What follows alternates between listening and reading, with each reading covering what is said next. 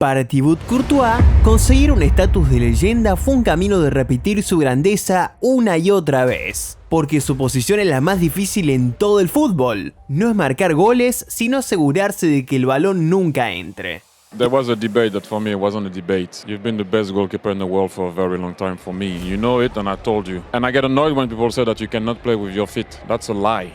Massive lie. ¿Y la suya?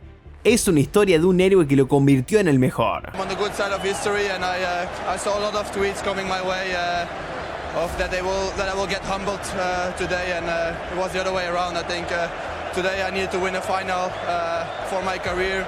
La de un hombre que se ganó el respeto en un ascenso inesperado. Es la historia de cómo un enemigo vestido de rojo y azul se convirtió en un héroe vestido de blanco. De un colchonero que se convirtió en merengue. De un pasado olvidado, de una redención. De cómo Thibaut Courtois se convirtió en el mejor portero del mundo tras tocar polos opuestos en sus 2 etapas en Madrid.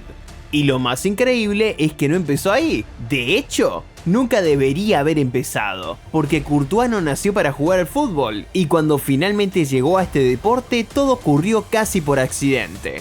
Criado en una familia de voleibolistas profesionales, Thibaut llevaba el manejo del balón con las manos en sus genes y ya jugaba en el primer equipo del Genk a los 8 años.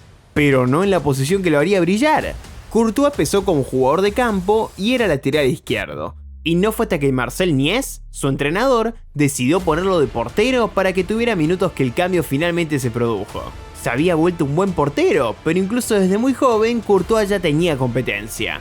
Puede parecer absurdo dado el desenlace de ambas carreras, pero Koen Castells era mucho mejor prospecto que Courtois en aquel entonces. Muchos creían que sería el siguiente en la lista del Genk, pero tras un extraño accidente en 2009 donde se lesionaron los porteros titular, segundo y tercero, incluido Koen Castells, Courtois debutó con la selección absoluta a los 16 años. Para la temporada 2010-2011 pasó de ser un portero de reserva a portero titular. Impresionó tanto que tras ese momento, los ojeadores de las grandes ligas competían por su fichaje.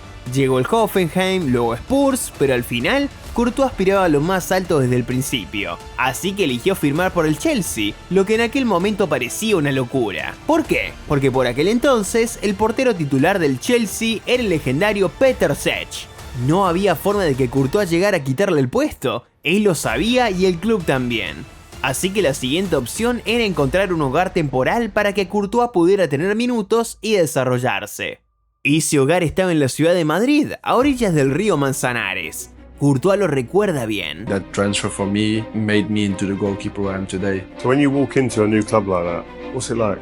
I didn't play because I was settling in, and then the moment I played the first game, everything became well. The results were not that great, and then when Simeone came in the winter, suddenly we were defending better. We did 6 clean sheets in a row. Immediately? Yeah, 6 clean sheets in a row. I remember before a final against Real Madrid that I think was like 12 years. La verdad es que cuando Courtois llegó, el Atlético de Madrid no era el mismo que conocemos ahora. De hecho, Thibaut llegó al club antes que Diego Simeone. Pero en cuanto llegó el Cholo y Courtois se convirtió en titular, conectaron y los resultados llegaron. Con el Atleti ganó la Europa League, la Copa del Rey la temporada siguiente y en la 2013-2014 el título de Liga en una temporada épica donde también alzaron la gran final de Champions League. Courtois fue el portero titular del Atlético de Madrid que llegó a su primera final del torneo continental esa temporada, contra el Real Madrid, el acérrimo rival de la ciudad. Todos sabían lo bueno que era Courtois. Había hecho grandes paradas en cuartos contra el Barcelona e incluso contra su club, el Chelsea, en semifinales. Pero no pudo hacer nada esa noche en Lisboa. El Atleti estuvo a segundos de proclamarse campeón de Europa, pero después de que entrara el cabezazo de Sergio Ramos, Courtois vio como 3 goles lapidaban el partido en la prórroga. 4-1, el Atleti perdió, pero por extraño que parezca, Courtois ganó. Para entonces se había consolidado como uno de los mejores porteros del mundo. Además, contaba con la juventud y su cesión de 3 años con el Atleti había llegado a su última temporada. El Chelsea y Courtois tenían que tomar una decisión crucial. Courtois no solo regresó al Chelsea después de 3 años, sino que fue casi poético verlo sustituir en la titularidad a Petr Cech, el hombre al que solo podía soñar con reemplazar años atrás. Por su parte, Cech sabía lo que se avecinaba. Muchas veces pasa desapercibido, pero hay que tenerlo presente. Courtois había alcanzado tal nivel que obligó a uno de los mejores porteros del mundo a abandonar el club. Cech se marchó la temporada siguiente, en 2015. no sin antes convertirse en el suplente de un Courtois que había ganado la Premier League y la Copa de la Liga en su primera temporada como titular de los Blues. 2 años después, en la temporada 2016-2017, volvería a ganar la Liga, esta vez incluso consiguiendo el guante de oro de la Premier League, por el mayor número de porterías a cero de la campaña, 2 títulos de la Premier League en 3 años. La leyenda de Courtois crecía, ya no se limitaba al fútbol inglés, en el panorama internacional Courtois se había convertido en un arquero de talla mundial. De cara al Mundial de 2018 se había convertido en el número 1 indiscutible de Bélgica, 7 años después de su debut en 2011. Había disputado 2 grandes torneos con los Diablos Rojos, el Mundial de 2014 y la Eurocopa de 2016. También había impresionado, pero en 2018, siendo la primera opción de la generación dorada de Bélgica, Courtois demostró al mundo que no era pura publicidad, ya no era uno de los mejores, era el mejor. Impresionante parada tras parada para Bélgica, desafortunadamente perderían en la semifinal contra Francia a la postre campeona y se asegurarían el tercer puesto tras vencer a Inglaterra. Sin embargo, las 4 porterías a cero de Courtois le ayudaron a ganar un merecido premio al mejor portero del torneo. Y entonces se desató una seria discusión en Stamford Bridge. Sin faltar el respeto al Chelsea, Courtois quería alcanzar el siguiente nivel, la cima del fútbol. El Real Madrid, recién llegado de un tricampeonato de la Champions League, quería rejuvenecer a su plantilla. Por su parte, Courtois había mencionado un año antes que quería vivir cerca de sus hijos en la ciudad de Madrid. Inicialmente el Chelsea no quería vender, pero al final todas las partes estuvieron de acuerdo. Thibaut había cruzado una línea muy delgada. Había fichado por el Real Madrid tras haber vestido los colores del Atleti. La primera temporada fue un desastre, no porque Courtois no fuera lo suficientemente bueno, no, simplemente formaba parte de un Real Madrid que experimentaba una reconstrucción. La temporada en la que llegó Courtois fue la primera del Madrid en 9 años sin Cristiano Ronaldo. Tuvieron dificultades. Terminaron terceros en la liga, pero una vez que Courtois encontró su ritmo en 2020, se convirtió en una pieza clave de la defensa del Real Madrid que ganó la liga y a su vez su tercer Zamora, 2 con el Atleti y 1 con el Real Madrid. El mejor portero de la liga. Ahora, sin embargo, Thibaut tenía que recordarles a todos porque era el mejor del mundo. 2021-2022. Si la marcha de Ronaldo fue un problema, lo que ocurrió en verano debería haber sido aún más grave, afectando a Courtois. El capitán del club, Sergio Ramos, se marchó. La defensa del Real Madrid estaba destinada a quedar expuesta. Tras superar la fase de grupos, Courtois convirtió las eliminatorias de ese año en sus highlights personales. Mucha gente recuerda el triplete de Benzema en la victoria por 3-2 global contra el PSG en los octavos de final, pero olviden que la eliminatoria había alcanzado el tiempo extra si Courtois no hubiera atajado un penalti a Messi en la ida. En cuartos de final contra el Chelsea, Courtois volvió a brillar en una remontada épica.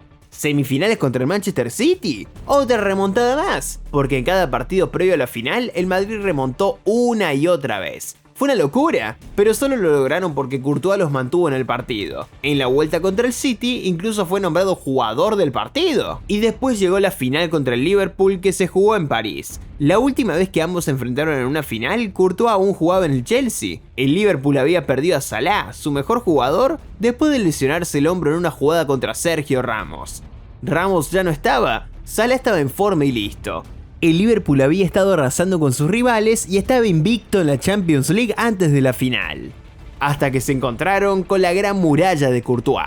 Atajada tras atajada, incluyendo la decisiva frente a Salah. Vinicius marcó el gol decisivo de la victoria con el único disparo a puerta del Madrid. Una victoria por 1-0. El Real Madrid acababa de proclamarse campeón de Europa por 14ª vez. Pero era evidente para todos los espectadores que no lo habían logrado sin Courtois. Realizó la asombrosa cifra de 9 atajadas. Fue el jugador del partido en la final. Incluso hizo que el entrenador del Liverpool, Jürgen Klopp, confesara que era un problema. Courtois ya había consolidado su estatus de leyenda del Madrid, pero aún más había cerrado el círculo.